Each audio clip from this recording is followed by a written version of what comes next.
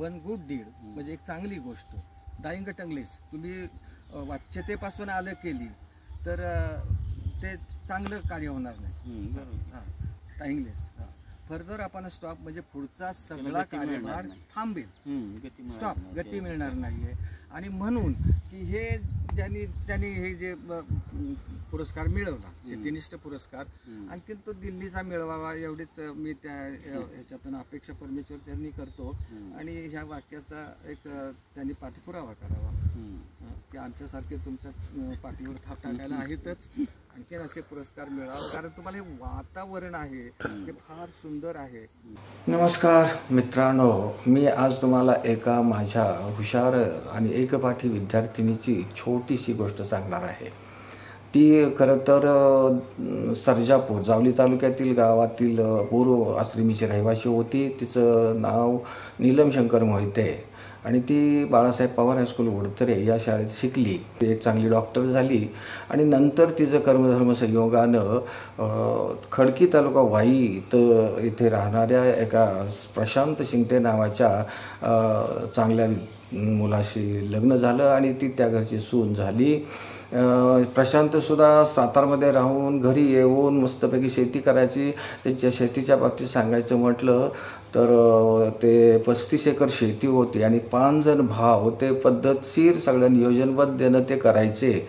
आणि अशा या शेतीत उत्पन्न काढल्यामुळं प्रशांतला शेतीनिष्ठ पुरस्कार. 35 एकर शेती, तर त्या बागायती तर शेती होतीच, त्याबद्दल बोलायचं काही कारण नाही आहे.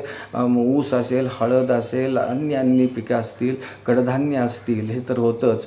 परंतु पॉली हाऊसमध्ये ते फुलांचं उत्पादनसुद्धा काढायचे. एवढंच नाही आहे तर त्यांच्या दावणीला 45 जनावरं होती, त्यात गावरान गायी होत्या, त्या गायींची वासरं होती, 2-3 बैल खिलार होती आणि सगळी शेती ते बैलानं करत होते. हा एक त्यातला फार मोठा भाग होता. एवढंच नाही आहे तर त्याबरोबरच म्हैशी होत्या, म्हैशीच्या बरोबरच शेळ्या होत्या, 100 शेळी त्यांच्याकडे होती. त्याच पद्धतीने कोंबड्यांच्या 2-4 जाती होत्या, प्रकार होता. टर्कीस असेल, अन्य असेल, असे कुठलीही बाब नाही त्यांच्याकडे, असं नाही आहे. हुशार मुलांना त्यांनी साताऱ्यात शिकवलं. त्यांची बायको नीलमबद्दल सांगितलं, ती डॉक्टर झाली, ती चांगल्यापैकी दवाखाना ती चालवते. तिथं त्यांनी जागा घेऊन चांगलं घर बांधलेलं आहे आणि तिथं ती मुलं वगैरे शिकवली जातात. शिकणारी मुलं बाहेर पडतात आणि न शिकणारी पुन्हा आपली शेतीत आईवडिलांच्या बरोबर काम करत राहतात.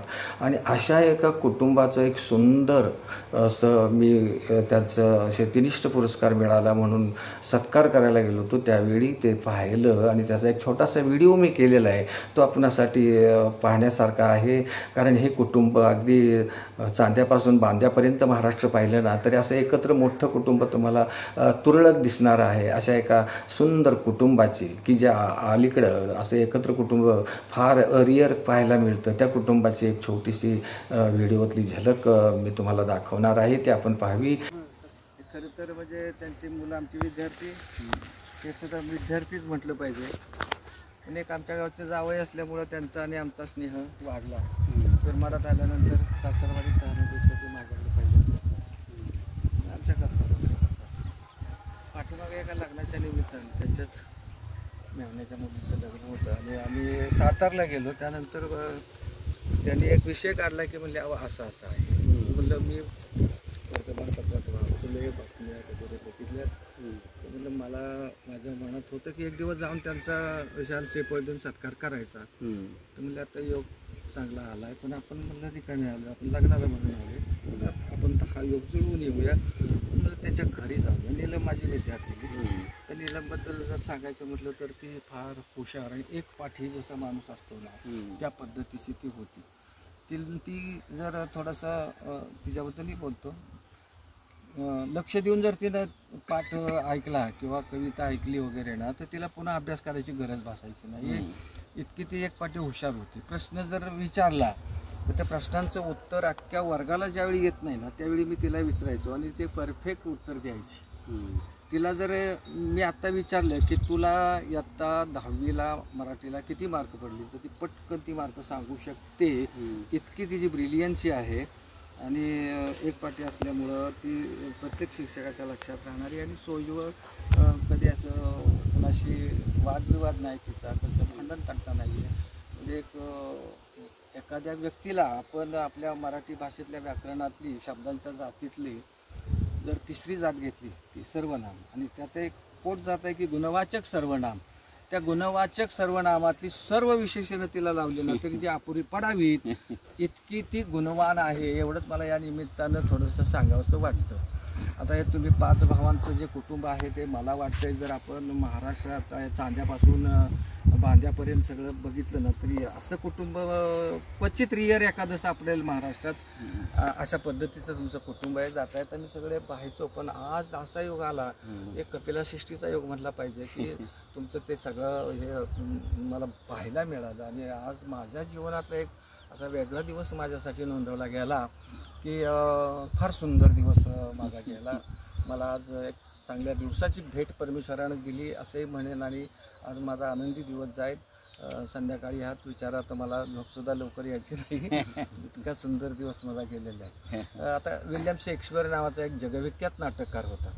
आता तुम्हाला त्याचा अभ्यास असेल नसेल, त्याने 29 नाटकं लिहिली, त्यातली 14 ही ट्रॅजेडी होती आणि 15 ही कॉमेडी होती. त्यातलं एका नाटकातलं एक वाक्य मला आठवतं, कारण द मर्चंट ऑफ व्हेनिस नावाचं नाटक आम्हाला त्यातला एक 9वीला किंवा 10वीला असेल, आमच्याकडे 11वी होती, 10वीला एक धडा होता. आणि त्या धड्यात मग ग्रॅशानो, पोर्शिया, अँटेनो, ग्रॅशानो अशी पात्र होती. त्यावेळी ती जी ग्रॅशिनिया नावाची, पोर्शिया नावाची लेडीज होती ती त्याच्या प्रियकराला म्हणजे ग्रॅशिनियाला म्हणायची त्या फर्दर आपण स्टॉप वन गुड डीड, म्हणजे एक चांगली गोष्ट, डाईंग टंगलेस, तुम्ही वाच्यतेपासून आलं केली तर ते चांगलं कार्य होणार नाही. हां, टाईंगलेस.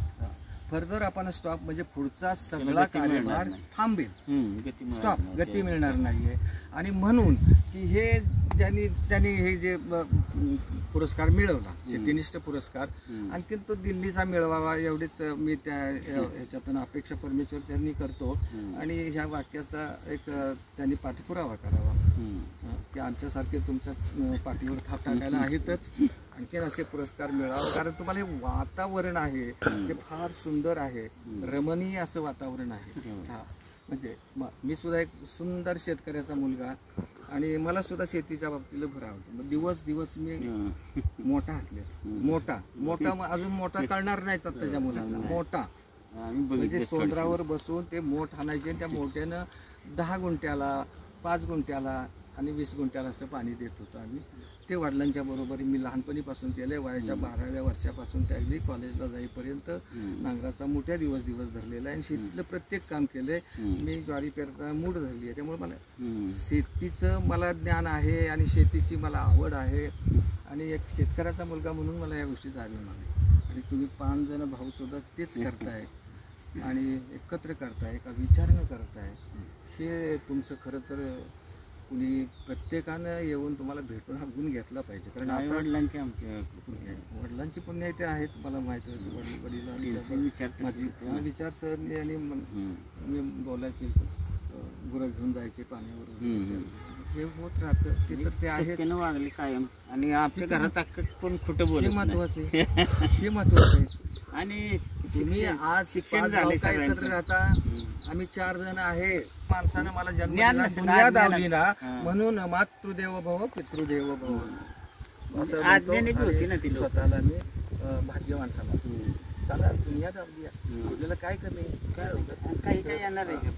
पुन्हा मी तुम्हा भावाभावांचं कौतुक करतो, तुमच्या सर्व कुटुंबाचं कौतुक करतो आणि परमेश्वर चरणी अशी प्रार्थना करतो की हे परमेश्वरा, हे कुटुंब एक महाराष्ट्रातलंच नाही आहे पण देशातलं, भारतातलं एक सुंदर कुटुंब म्हणून त्याची गणना व्हावी आणि सगळ्या भारतवासियांना ते कळावं, एवढीच त्या चरणी प्रार्थना करतो आणि थांबतो. धन्यवाद.